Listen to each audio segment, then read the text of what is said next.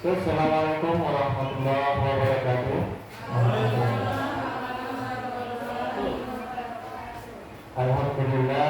Alhamdulillahirabbil alamin hamdan katsiran thawaban. Asyhadu an la ilaha illallah wa asyhadu anna Muhammadar Rasulullah. Allahumma shalli ala Muhammad wa ala ali Muhammad.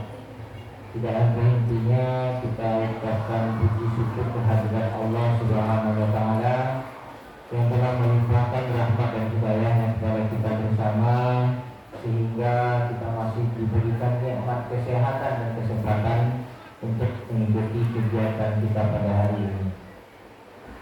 Selanjutnya tidak lupa pula kita panjatkan salawat dan salam kepada Nabi junjungan kita yaitu Nabi Muhammad SAW, berlafazkan Allahumma sholli ala Muhammad wa ala ali Muhammad. Yang kami hormati Bapak dan Ibu guru dan peserta didik 1 Pinanggi beserta perwakilan dari anak-anak kami. Pada kesempatan kali ini kita akan mendengarkan presentasi dari Bapak Son dalam kegiatan rencana tindak lanjut kegiatan latihan CKD, kemudian rencana tindak lanjut modul 3 yang ini kegiatan untuk sport education model turnamen futsal. Untuk waktu dan tempat kami persilakan kepada Bapak Son untuk mempresentasikan kegiatannya. Terima kasih sebelumnya ucapkan kepada Pak Antuk. Bismillahirrahmanirrahim. Assalamualaikum warahmatullahi wabarakatuh.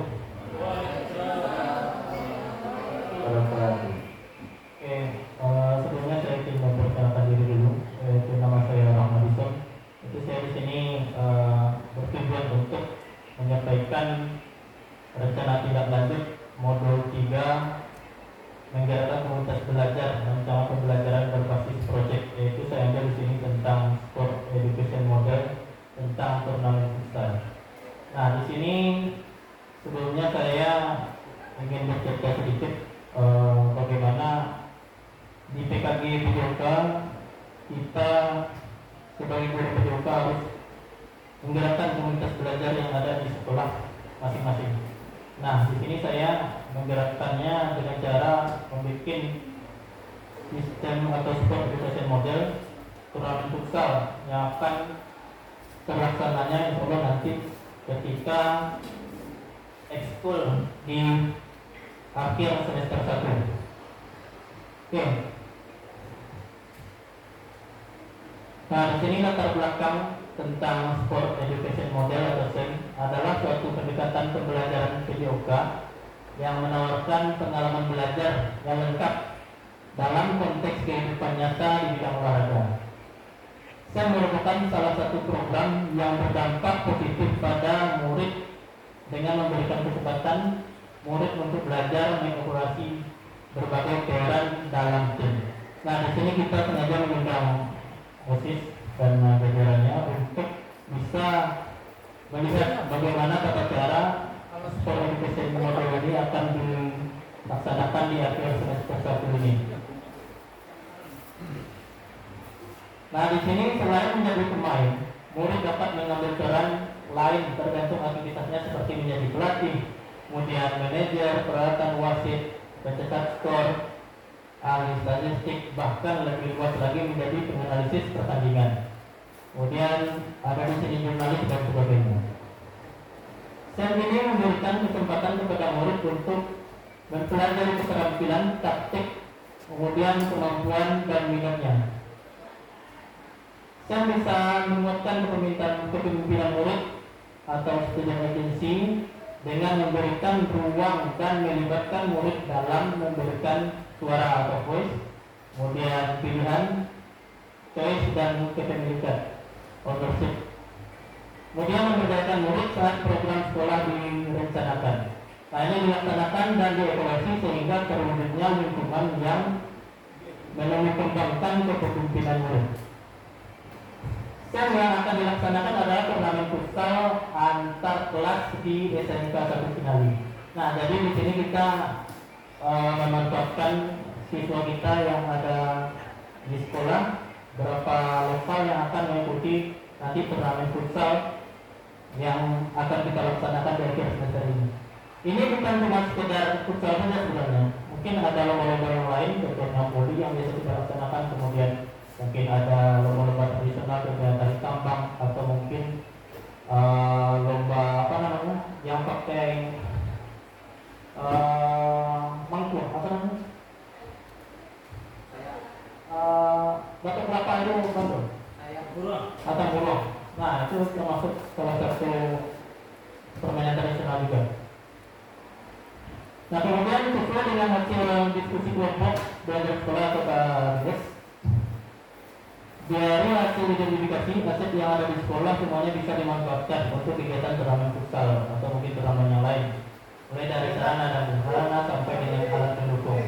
Dengan mengadakan turnamen futsal, siswa dapat mengalami kompetensi sejati menghadapi tantangan dan belajar dari keberhasilan maupun kegagalan mereka. Turnamen futsal dipilih karena dari banyaknya minat murid dalam kegiatan futsal dan survei dengan perwakilan murid dari setiap kelas. Nah, di sini tujuannya yang pertama yaitu terwujudnya siswa yang berakhlak karimah, juga sehat, gembira dan berprestasi. Kemudian pemahaman siswa tentang olahraga dan membantu mereka mengembangkan keterampilan, pengetahuan serta nilai-nilai sosial melalui pengalaman bermain sesuai peran yang diminati. Kemudian yang ketiga, menekankan pembelajaran melalui pengalaman nyata dan situasional. Kemudian meningkatkan kesehatan dan kebugaran siswa, meningkatkan motivasi dan keterlibatan siswa dalam pembelajaran. Kemudian terakhir adalah penerapan konsep belajar aktif, di mana siswa terlibat secara langsung dalam kegiatan belajar. Nah, di sini kita dapat lihat capaian yang diharapkan dalam langkahnya. Yang pertama ini capaian dan tujuan, yaitu nomor 1 pemahaman tentang aturan permainan futsal. Nah, di sini siswa kita juga harus tahu bagaimana pemahaman tentang aturan permainan futsal. Kemudian yang kedua, pengembangan keterampilan individu. Yang ketiga, pemahaman taktik futsal. 4, sportivitas dan kerjasama tim. Nah, di sini yang dalam olahraga ini pasti kita dituntut untuk sportif. Nah, bagaimana kegiatan-kegiatan ini berjalan dengan lancar, harus ada sifat sportivitas dari masing-masing pribadi siswa tersebut. Kemudian yang kelima, kepemimpinan dan tanggung jawab. Nah, langkahnya yaitu 1, pembahasan dalam technical meeting, yaitu akan dibahas, diberikan 1 hari untuk technical meeting atau TM. Kemudian latihan dalam pengolahan mesin. Yang ketiga, menganalisis pertandingan futsal dalam turnamen. Keempat, menyelenggarakan turnamen futsal yang menekankan pentingnya sportivitas, komunikasi, kerjasama tim dalam serangan dan pertahanan. Dan yang kelima, pemilihan peran dalam tahap afiliasi. Nah, ini perannya siswa menjadi panitia, peserta, pelatih, dan wasit. Kemudian yang kedua, siswa menjadi peserta, pelatih, dan manajer. Siswa menjadi panitia, peserta, pelatih, dan manajer. Kemudian yang keempat, siswa menjadi peserta, pelatih. Kemudian yang kelima menjadi panitia. Jadi sini siswa ini yang harus berperan aktif, bukan hanya guru-guru saja. Nah, selama ini guru yang mendaftarkan, guru yang menjadi manajer, kemudian guru juga yang menjadi supporter juga, tapi di sini tidak. Jadi siswa yang harus lebih aktif daripada gurunya. Jadi di situ makanya ada perwakilan OSIS, nanti disampaikan juga ke teman-temannya, ke rekan-rekannya. Jadi yang lebih aktif itu adalah siswa. Bagaimana jadi pelatih, manajer, kemudian supporter. Jadi semuanya harus terlibat aktif. Kemudian ini lini masanya, ini perkiraannya. Tanggal 1, kemudian 9 Desember, kemudian 11 sampai 14 Desember, kemudian tanggal 11 sampai 14 Desember, dan lanjut tanggal 19, ini nomor 5 ya, sampai 14 Desember. Nah, kemudian kita lanjut struktur program dan mitra dalam komunitas belajar. Itu ada kurikuler, murid yang terlibat dalam kelas 10 dan kelas 11. Kalau kelas 12 itu tidak ada lagi ya, karena mereka PKR.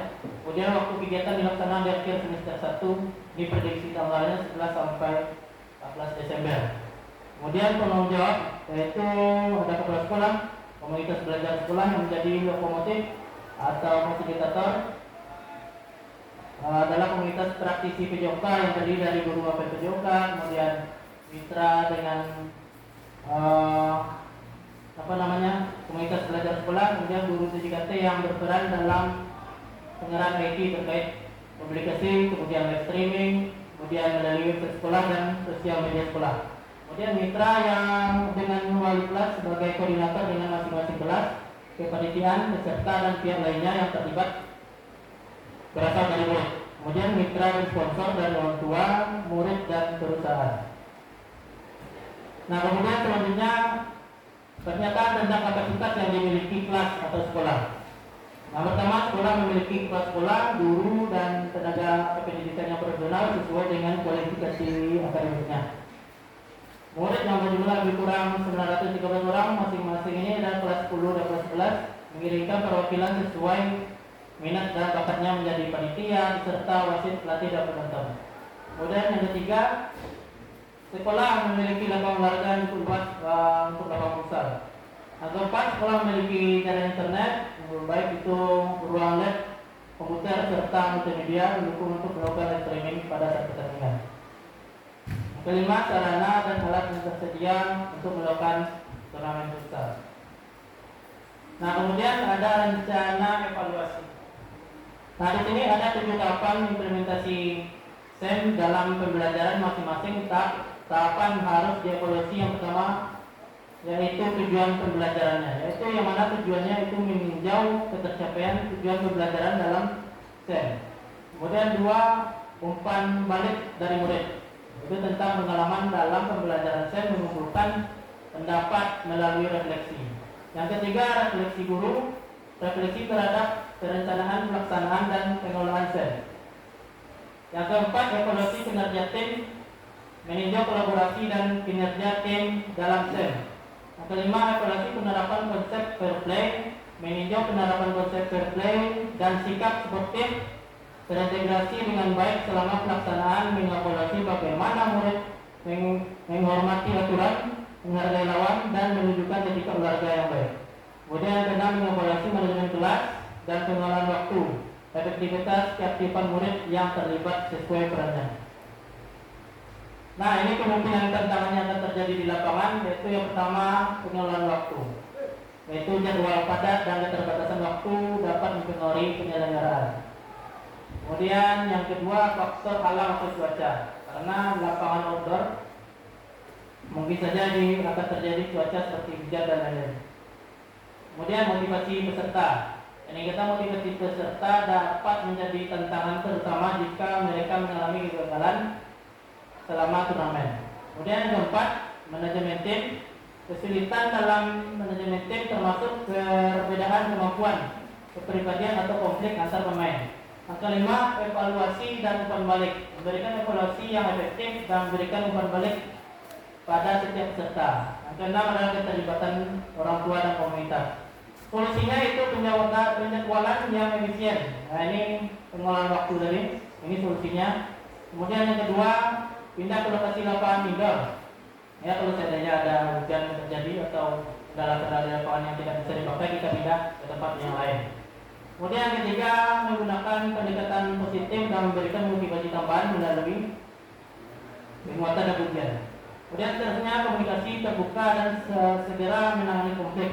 Kemudian yang keenam, mengadakan pertemuan dengan orang tua untuk menjelaskan tujuan program. Nah, sekian mungkin hasil presentasi saya. Mohon maaf kalau ada salah kata. Saya akhiri. Wabillahi taufiq wal hidayah. Assalamualaikum warahmatullahi wabarakatuh. Waalaikumsalam warahmatullahi wabarakatuh. Dan kita ucapkan terima kasih kepada Bang Harrison yang telah memaparkan dari rencana kegiatan tindak lanjutnya tentang pelaksanaan turnamen bola futsal. Di mana perencanaannya ini semua kegiatan mulai dari persiapan sampai kegiatan itu diprakarsai oleh siswa. Yang panitianya dan siswanya juga menjadi manajer dia sendiri, jadi guru hanya mendampingi. Ini rencana kegiatan yang akan dilakukan oleh Pak Harrison yang rencananya dilaksanakan di bulan Desember saat kelas meeting. Mungkin kita beri kesempatan kepada Bapak Ibu atau Anda untuk bertanya. Kita batasi dulu untuk 2 pertanyaan atau nanti satu pertanyaan baru langsung Oke, silakan. Ya, silakan Pak Win.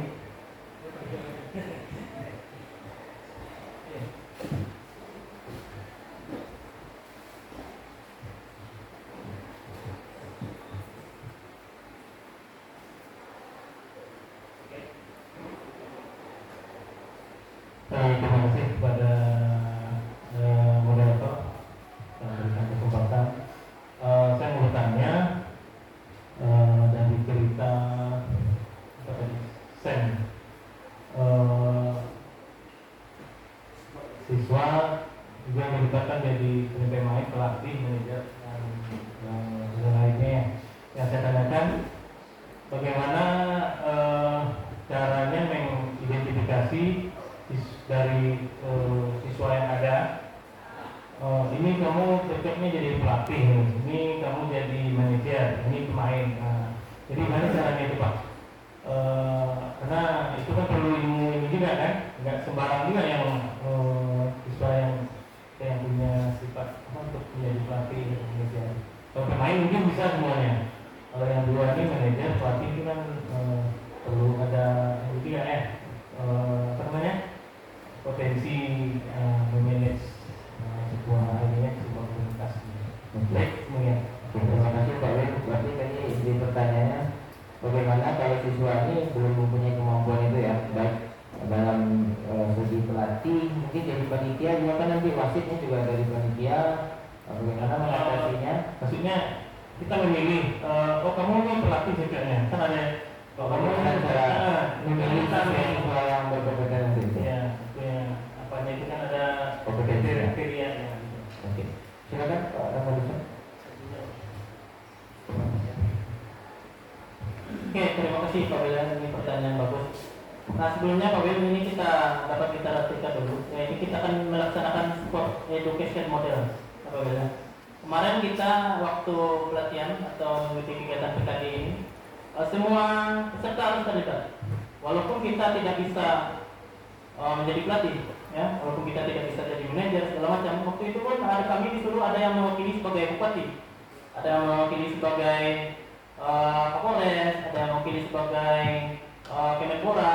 Itu kan bukan bidang kita sebenarnya. Nah, tapi di sini kita kan tujuannya untuk edukasi. Nah, di sini kita untuk mendidik siswa itu pertama kita tanya dulu siapa yang mau bersedia untuk menjadi contoh atau menjadi pelatih, ya. Walaupun tidak ada ilmunya di situ, tidak ada bidangnya di situ, tapi kita harus aktif di situ. Walaupun tidak ada kemampuannya di situ atau tidak bidang itu. Tujuan kita adalah edukasi. Nah, walaupun kita tidak ada ilmu kita di bidang pelatihan atau manajer dan segala macamnya, jadi siswa ini harus yang penting aktif dulu. Tujuan untuk edukasi. Nah, jadi itu makanya siswa ini harus aktif. Semuanya terlibatlah dalam kegiatan sport education model ini. Mungkin itu saja, moderator. Terima kasih. Oke, terima kasih Pak Marisa. Bagaimana Pak Win dengan jawabannya? Sudah puas ya. Kita beri satu pertanyaan lagi, boleh mungkin dari Anda?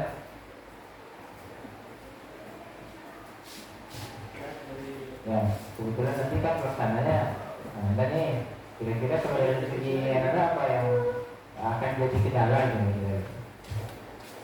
Oke, silakan.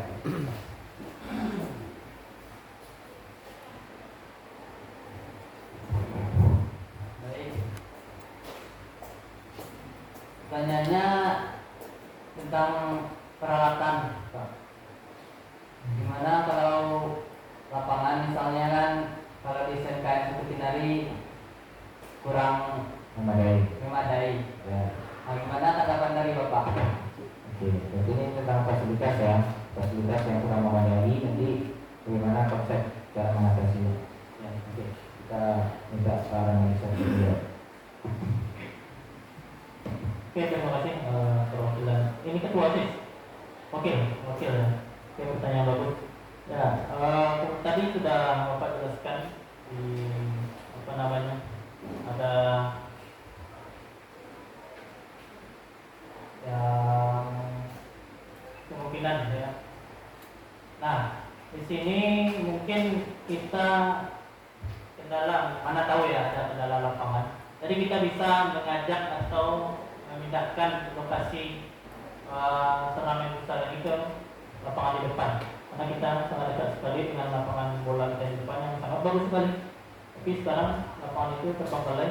Nah, kemudian nanti ketika proses eskul berjalan, kalau seandainya lapangan kita ini tidak memungkinkan, sarana prasarana kita tidak memungkinkan, kita bisa alihkan ke lapangan yang di luar. Dan yang penting kegiatan kita berjalan dengan lancar, kita carikan solusi terbaik nanti buat acara eskul kita kira-kira semester nanti agar lebih mudah. Oke, terima kasih. Berikan moderator.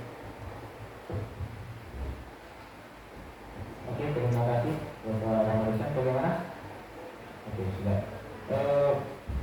Masih ada Bapak Ibu yang masih mau bertanya? Sudah tidak ada lagi? Oke, karena sudah tidak ada lagi yang bertanya tentang rencana tindak lanjut dari modul 3 kegiatan PKG PJOK dari Tanah Madison, kami sebagai moderator mohon maaf apabila ada kesalahan dan kekurangan. Bila ini topik dari saya, Assalamualaikum warahmatullahi wabarakatuh.